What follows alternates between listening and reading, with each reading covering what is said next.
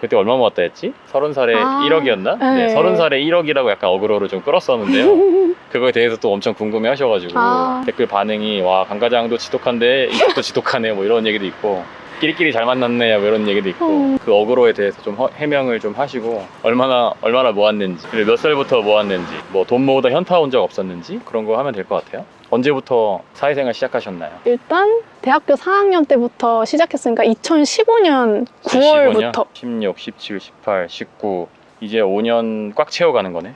그쵸. 첫 달 월급 나오기 전부터 엄마가 한마디 했죠. 본인이 80만 원 줄 테니까 내가 20만 원 넣어서 100만 원 채워서 적금을 하자고. 엄마가 80만 원을 넣어주고 제가 반대로 다시 깜짝이야. 갑자기 금수저 논란이 자기 월급 20만 원 넣고 엄마가 80만 원 반대로 자르지 말고 다시 처음이다 보니 어색할 수 있어요.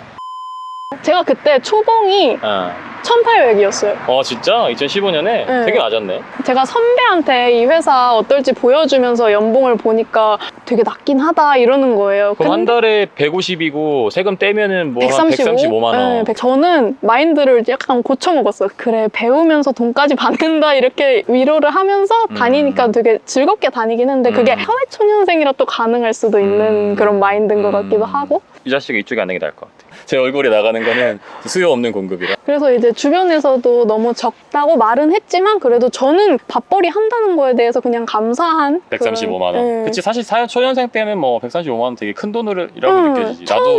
나도 처음에 103만 원 받고 이랬는데 나는 그 전에 이제 공장에서 일할 때 월급을 한 95만 원, 100만 원 받았는데 와 내가 공장에서 일할 때도 100만 원 받았는데 내가 하고 싶은 일 하면서 103만 원 받네? 약간 이런 생각이었거든. 첫 월급 오기도 전에 약간 돈을 만져보기도 전에 엄마랑 약속을 하나 한 거지. 135만 원에서 80만 원 저금하면 엄마가 20만 원 추가해서 100만 원 만들어주겠다. 100만 원. 왜냐면은 원래 대학생 때 한 달에 30만 원씩 받았는데 이제 용돈이 없어지니까 20만 원을 그냥 엄마가 주신 거구나. 처음에 도와주겠다. 근데 뭔가 100만 원 하니까 80보다 뭔가 더 그 승부욕이 생기더라고. 그치. 그냥 생각 없이 첫 월급부터 그냥 계속 저금을 해서 한 번도 안 비고 했었지. 그렇게 일단은 1년 동안? 했고 그럼 1200만 원을 모았고 1년 동안? 취업 첫 해 연봉 1800인데 1200만 원을 모으는 게 사실 만약에 어머니께서 안 도와주셨다고 하더라도 이자까지 하면 거의 1000만 원 돈을 모으는 거니까 그렇게 사실 모으는 게 쉽지가 않지. 처음에 또 취업하면 막 이것저것 사람들 뭐 사고 막 이러니까 그 통장에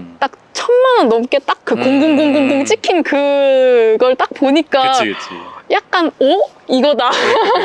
그렇게 꽂혀가지고 그 다음에도 계속 해나갔지. 이제 그럼 그 뒤로 연봉이 계속 올랐을 거 아니야. 이제 200씩 올라갔던 1년에 200씩? 것 같은. 거의 대체로 200씩. 저축액도 처음부터 그 목표를 세우진 않았고 이제 돈을 모으다 보니까 약간 게임 같아서 나이별로 얼마를 모은다 이런 목표를 세웠어요. 처음에는 생각이 없었어. 그냥 준다니까 20만 원 준다니까 한 건데 그렇게 저축 습관을 잡고 28살에 하다 보니까 7천만 원을 모았더라고. 28에 7천만 원? 그럼 어머니께서 20만 원씩 도와준 거는 몇 살 때까지 해주신 거예요? 그 1년만. 1년만? 처음에 1년만? 와, 그럼 그 뒤로는 계속 모은 거구나. 와, 그러면은 28살 때 120만 원씩 한 달에 적금을 들었던 거야? 네. 근데 그럼 그때 연봉이 얼마였는데? 2,500, 2,600 이 정도? 그럼 실수령액 190. 그래도 120만 원씩 28살에 계속 모은 거면은 내 팁은 이거를 보수적으로 잡아. 그러면은 맨날 이 이상을 저축을 하니까 그치. 기분이 너무 좋지. 그치. 사실 뭐 월급 190 받아가지고 부모님이랑 같이 살면서 부모님 용돈 안 드리면서 120만 원씩 모으면은 부족하진 않지. 70만 원 가지고 사실 맞아. 뭐 어차피 식비도 따로 안 들고 그냥 회사의 점심값 정도랑 뭐 통신요금, 차비 이 정도 하면 사실 더 악착같이 하려고 하면은 맞아.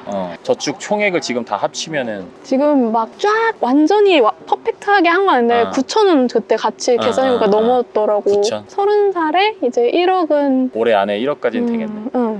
재테크가 약간 제 생각에는 그리고 내가 좋아하는 거에 투자하는 것도 재테크라고 생각을 해가지고 사실 좋아하는 것들 특히 여행 같은 거는 돈을 별로 안 아꼈고 유럽도 갔다 오고 그때 500 정도 썼지. 그러네. 그럼 생각보다 이것저것 또 할 것들은 하면서 돈을 모은 거라서 어떻게 보면은 나는 사실 진짜 안 쓰고 안 먹고 안 하고 해서 모은 거니까 그게 되게 대단하네. 보통 사람들 입장에서는 삶에 적용하기가 좀 힘들 수 있는데 뭐 여행 같은 거 다니고 하면서 그 정도 한 거니까. 그럼 여행 갈 때는 자리를 한번 옮깁시다. 아?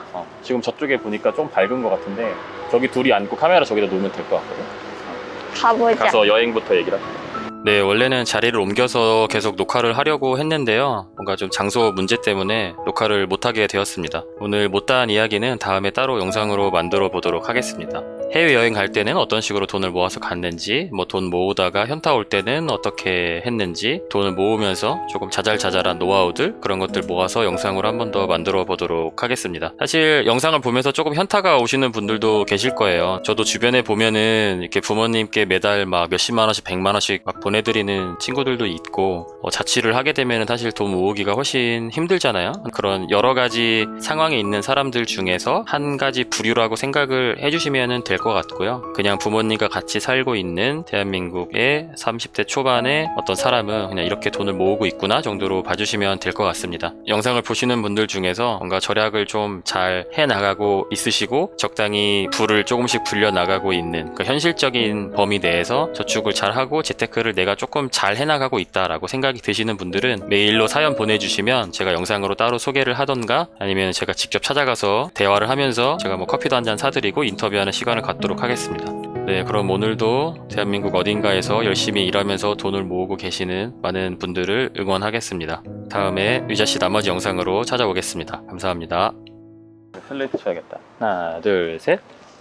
유튜브를 유자씨가 한다고 해놓고 영상이 안 올라오는 얘기가 많아서 해명 한번 하시죠, 카메라 보고. 7,500명 정도 있으시더라고요.